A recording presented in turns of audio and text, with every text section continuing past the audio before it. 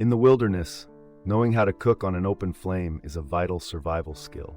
Imagine being in deep Alaska. Just like survivalist Les Stroud, when his provisions ran out, he relied on simple campfire cooking to sustain himself. A hunter's snare successfully captured a rabbit that became a vital meal. First, he built a pyramid-style fire, using dry twigs at the base and gradually larger logs to maintain the heat. Then, with a crafted wooden spit, he cooked the rabbit, turning it slowly over the flame for even roasting. Using wild herbs, he enhanced the flavor, turning a basic survival need into a nourishing feast. Campfire cooking not only fills the stomach, but boosts morale and ensures sustenance while respecting the resources nature provides.